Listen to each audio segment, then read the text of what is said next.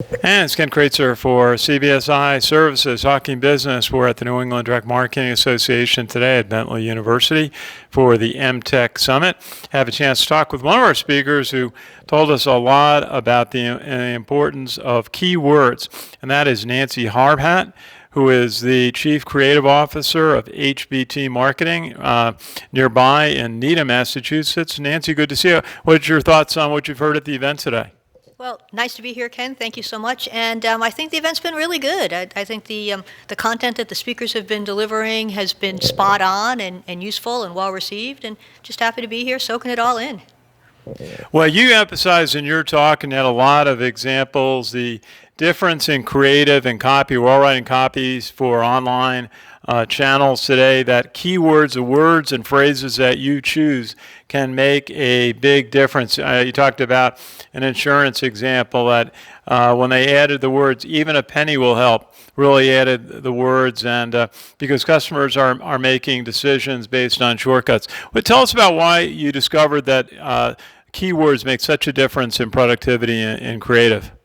So it's really interesting, Ken. There's this whole emerging discipline of decision science or behavioral science that basically says that we're so overloaded with information that we just can't possibly weigh it all. And so we as in humans, over the millennia, have just developed these hardwired behaviors that we default to help us, navigate life. And as I started to read about that, I began to realize that there were definitely applications for us in marketing, because when you think about it, at the end of the day, digital marketers want to get people to take action, whether it's to try or buy or click or give up some data so that the subsequent marketing messages can be even more tailored. We're always trying to get people to take action or to perform a particular behavior. And if we know that people are hardwired to react in certain ways based on certain prompts, whether they're words or phrases or copy constructs, we might as well use them and kind of up our game.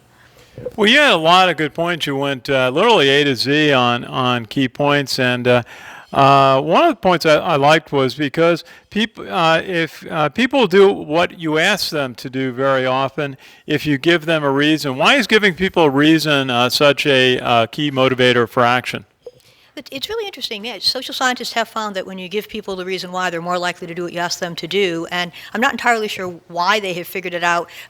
There are some social scientists that think it's because ever since we were kids, we'd be asking our parents, question after question after question, and our parents would just be, answer because, and so now we're just so used to, when we hear the word because, thinking, okay, that's a good reason, and I know I need to comply now. I need to nod up and down, say yes, and agree. So there's a lot of power in the word because. There's a researcher who was based out of Harvard in Cambridge, Massachusetts, who actually identified the word because as an automatic compliance trigger. She found that she ran an experiment, and she found that if somebody went up to a line of people using a photocopier and the person said, hey, can I cut in front of you? Maybe 60% of the time that person could, but when they changed the request and said, hey, can I cut in front of you because I'm in a hurry and have some copies to make, that 60% number climbed to 93%. When you think about it, everybody was standing in line because they had copies to make, so the idea of just providing that reason why just seems to trigger this innate desire for us to comply or agree.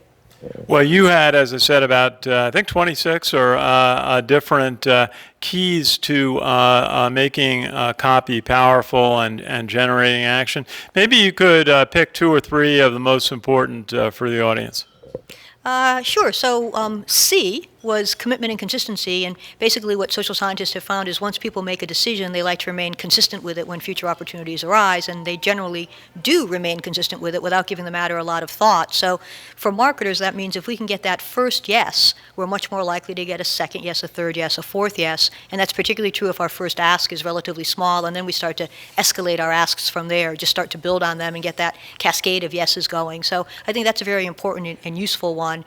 I think another one was R, was rational and emotional, and the point there is we need both rational and emotional sales messages in our content because people make decisions for emotional reasons and then immediately justify them to themselves and to others with rational reasons. So the emotion has to be there so people can make the decision, and then the rational reasons have to be there so that people can point to them and say, oh, that's why I made the decision. Very often we don't even know why we do what we do. Sometimes we think we know, but very often we don't, and so we'll point to these other things and say, well, that's why I'm doing it. I bought that sexy red BMW because I'm going to look great in it, but I'm going to tell you I bought it because the engineering is fabulous. Sure. Now, how we all write copy, as I said, and there's so much material going out, content going out on the different social media platforms, as well as traditional direct mail and print. How do you find ways to make your copy more powerful? How should someone look at it to improve their copywriting? Well, I think one of the things you want to do is try to be very clear. Don't make people work for your point. Be clear, be succinct and concise, and be fresh. If everyone is saying the same thing, you're not going to stand out. So try to find a different angle. Try to find a different way to word things. I just got back from Iceland, and I was dying to see the Northern Lights, right? And there were any number of tours you could take, and almost to a tour, they said, hey, listen, we monitor the weather, and if it doesn't look like it's going to be a good night to see the lights, we're just not going to go out. We'll cancel the trip. And one company kind of flipped that around and said, you know what? We know you're here to see the Northern Lights. We know you have a limited amount of time. And we also know that the weather here is very fickle and it can change quickly. So when we schedule a trip, we're going to take you out because even if the weather looks bad, it may change. And if it changes, you're going to be in the right place to see the lights. And I thought that's a really interesting angle. They've kind of changed the framing on what they're offering to stand out from the competition. Very good. And well, we see copy on the internet, from Twitter to Facebook to all the other channels. What do you see on the good work that you see and the ones that really need improvement? I think some of the better ones are interesting, are specific to people as opposed to talking in generalities or about companies.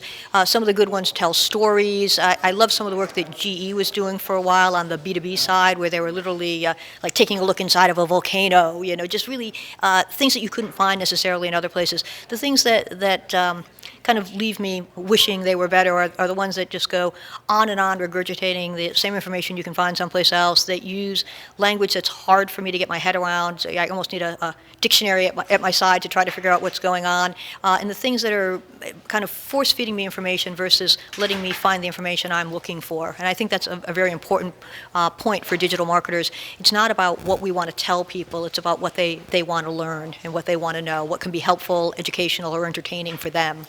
Oh, sure. And Nancy Harhut is Chief Creative Officer, HBT Marketing in Needham.